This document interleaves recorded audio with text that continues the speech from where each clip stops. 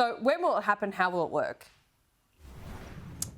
Hi, Laurie. Well, we're looking to have this, we'll have our first international students arriving in the next 6 to 8 weeks. And the system that has been signed off by New South Wales Health and New South Wales Police, which is currently before the federal government for final review and sign-off, will run alongside our hotel quarantine system here in New South Wales. So we're currently taking in around 3,000 Australians every single week. So not one Australian will be put out by these changes, and we will have a provider of accommodation, which will be in the same system that running alongside a hotel quarantine, and it won't come at a cost to the taxpayers of New South Wales because the bill will be foot by the university sector. And they're happy to do that? Yeah, well, we've had negotiations with them for some time. As you said at the start, it's been a long journey, but we wanted to make sure we got it right. This is an incredibly valuable sector, obviously for universities, but more particularly to the people of New South Wales. It's our second largest export, valued at around $14 billion. But most importantly, there are close to 100,000 men and women right across New South Wales that rely on this sector for their jobs. So in circumstances where the pandemic's not going away, this is a sector that's been substantially affected over the last 12 months, and we want to make sure it improves going forward. And there are currently around 50,000 international students overseas studying remotely, and whilst we're starting small with a view to ramping up to around 500 students a fortnight towards the end of the year, this change will give them certainty that they'll be able to get into New South Wales down the track. You say this is before the federal government, so it's not quite a green light at the moment. When are you expecting that final tick of approval? Hopefully today, but if not today, very shortly. I mean, the discussions that we've had with the federal government, and my discussions particularly with Josh Frydenberg, have been incredibly constructive. He's been supportive of our approach the entire way through. The plan that we've put to the federal government is not just simply a concept, it is detailed and has been signed off by health and police. So I can't see why there would be any issue at their end. The feedback that I've received to date from the federal government since the plan has been provided to them last week has been very positive. So I can't see there are any issues. I mean, they might have a few changes they'd like to make, but ultimately this should be going ahead. Indeed, but are there any caveats? And Laura, hopefully this also leads the way for the other states to follow, because this is not just an issue for New South Wales, this is an issue for the industry right across the country. So hopefully if this is signed off by the federal government, that other states will also follow this approach. And of course the federal government actually grants these student visas. So do you understand that there'll be any caveats on these? Will there be a limit of students coming from India? Will there be countries that are preferred under this plan, or is it a little bit more equal?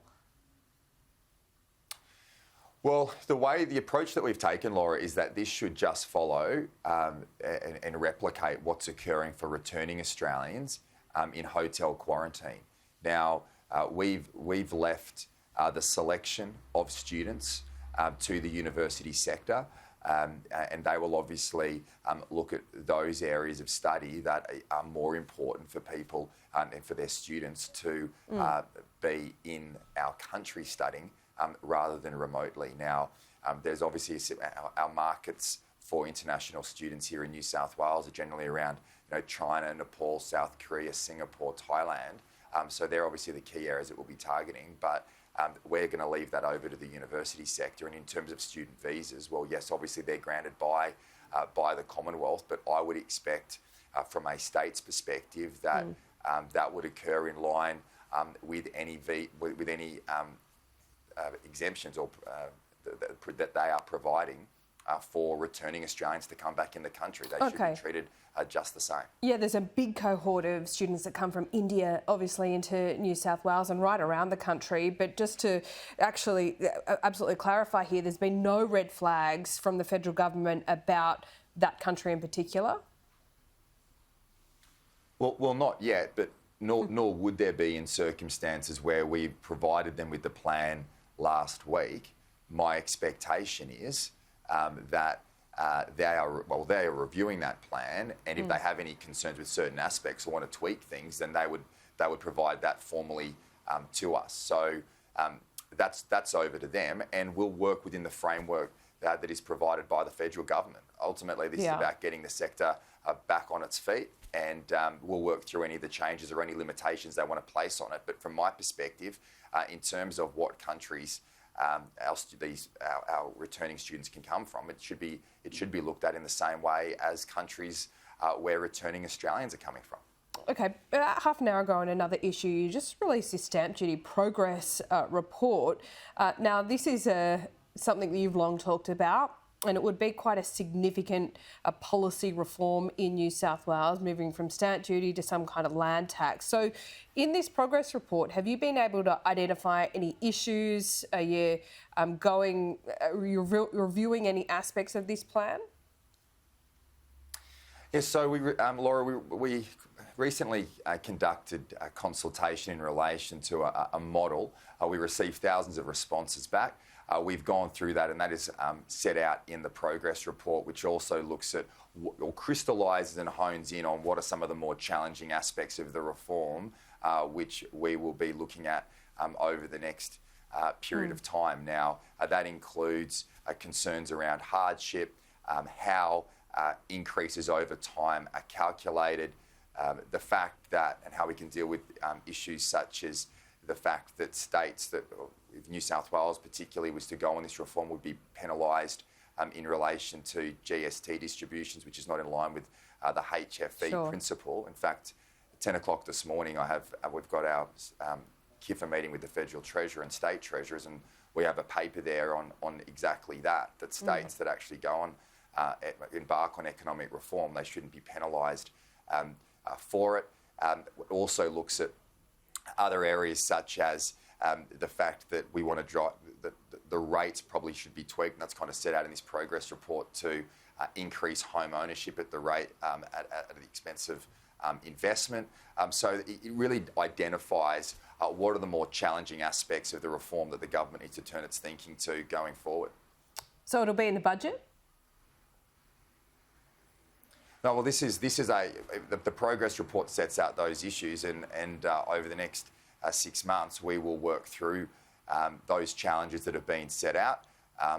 There's the concerns of the consultation paper in there, but also the positive aspects and where support was for some of those proposals. So it really clears away probably the more insignificant issues and really focuses in on those areas that need further work. Well, Treasurer, you've been talking about this for quite some time. We saw the consultation process launched in November. I've got to say, this morning as we talk to you, it does sound like it's going to be pushed off into the never. So we're going to see it actually enacted before the next election? Well, I don't make any commitments on that. This is complex reform, and we need to get it right. It sounds like a no. The work that's gone... What was that? Sounds like a no, that you don't want this to be an election issue. I'm very relaxed about that. We need to make sure, as a state, we drive reform going forward. And just this week, we released the intergenerational report, which clearly demonstrates the fact that home ownership is becoming more and more out of reach for young Australians. And reform like this is essential to drive home ownership, and we can tweak around the edges, or we can get down to business and get on with some substantive reform. But having said that, when you're making complex changes to the tax system, you need to get it right and address those relevant issues that are there. This is a tax system that's been in place since the 1800s, and we want to make sure that the more challenging aspects are dealt with appropriately. Okay. You don't change a tax system overnight. You identify issues and you do the due diligence behind it, and make sure the work's done to ensure that the system that you put forward is one that works, that puts a lower tax burden on the public, and at the same time improves home ownership for young people right across our state.